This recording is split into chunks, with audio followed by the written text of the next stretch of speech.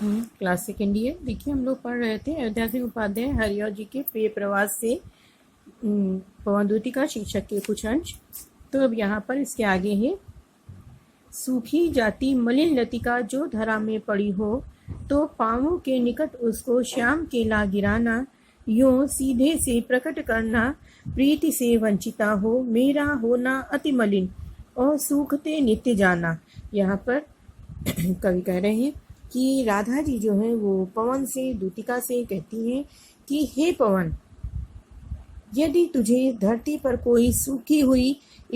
कोई ऐसी लता दिखाई दे जो धरती पर पड़ी हो और सूख रही हो, तो उसे श्री कृष्ण के पास में ला करके उनके चरणों में डाल करके उसको वहां पर रख करके इस प्रकार से यह प्रकट कर देना, यूं सीधे से प्रकट करना, प्रीति से वंचिता हो, उसको श्री कृष्ण के पास ला करके गिरा देना। इस प्रकार से यह स्पष्ट हो जाएगा, इस प्रकार से स्पष्ट रूप से तुम उन्हें बता दोगी कि प्रेम से रहित हो करके मैं किस प्रकार से नित्य दिन सूखती और मलिन होती, कमजोर होती चली जा रही हूँ। कोई पत्ता नवल तरुका पीत जो हो रहा हो, तो प्यारे के द्रग युगल के सामने ला उसे ही धीरे धीरे संभल रखना और उन्हें यूं बताना, पीला होना प्रबल दुख से क्रोशिता सा हमारा।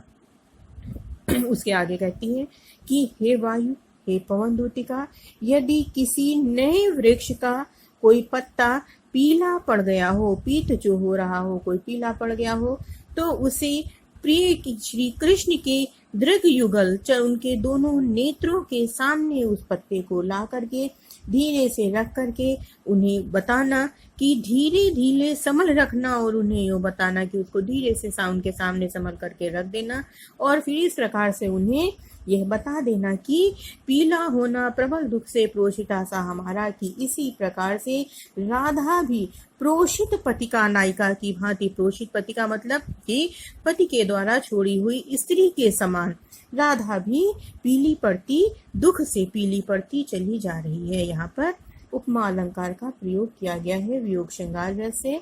और माधुर्य गुण है, अभिधा और लक्षणा शब्द शक्ति का प्रयोग किया गया है। ठीक है, और मदाक्रांता छंद है, ये पहले भी बताया था। यूं मदाक्रांता छंद संस्कृत का छंद है। यो प्यारे को विदित करके सर्व मेरी व्यथाएं धीरे धीरे वहन करके पाँव की धूलि लाना, थोड़ी सी भी चरण रज जो ला न देगी हमें तू, हाँ कैसे तो व्यथित चित्त को बोध में दे सकूंगी। और उसके बाद राधा जो है वो वायु से कहती है कि हे वायु, हे पवन दूतिका, इस प्रकार से मेरे प्यारे, मेरे प्रियतम श्री कृष्ण को मेरी वेदना से परिचित करा देना, उन्हें संपूर्ण मेरी व्यथाएं बता देना, धीरे धीरे वहन करके और लौटते समय धीरे धीरे प्रवाहित होते हुए तुम मेरे प्रिय श्री कृष्ण के चरणों की धूल को भी अवश्य लेते आना, थोड़ी सी भी चरण जो ला न देगी हमें तू, क्योंकि यदि तुम श्री कृष्ण के पैरों की, उनके चरणों की जरा सी भी धूल ला करके मुझे नहीं दोगी, तो मैं अपने कैसे तो व्यथित चित्त को बोध दे सकूंगी। मैं अपने व्यथित हृदय को, मैं अपने व्याकुल चित्त को किस प्रकार से समझा करके धैर्य धारण कर सकूंगी, चित्त को बोध में दे सकूंगी कि मैं किस प्रकार से अपने हृदय को धैर्य धारण करा सकूंगी। पूरी होवे न यदि तुझसे अन्य बातें हमारी, तो तू मेरी विनय इतनी मान ले और चली जा, छू के प्यारे कमल पग को प्यार के साथ आजा,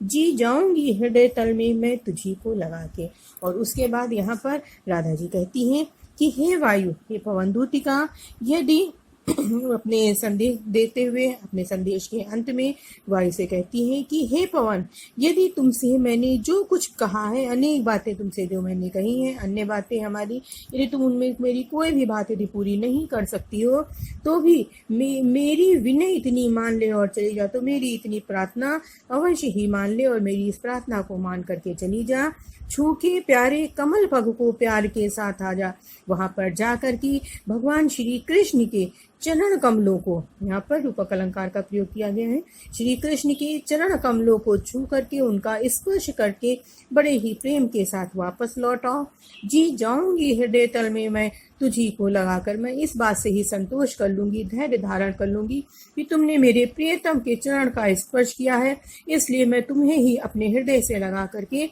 मैं संतोष प्राप्त कर लूंगी। इस प्रकार से यहाँ पर राधा जी का जो वर्णन है, राधा जी ने वायु को दूत बना करके भेजा हुआ है और ये राधा का जो चरित्र है बड़ा ही आदर्श चरित्र यहाँ पर दिखाया गया है। भाषा सरल और प्रवाह युक्त भाषा का प्रयोग किया गया है। ठीक है, श्रृंगार रस। थैंक यू बच्चों, आज इतना ही। अब यहाँ पर ये हरिऔध जी का पूरा हो गया है, अब इसके बाद आगे का कराएंगे। थैंक यू बच्चों।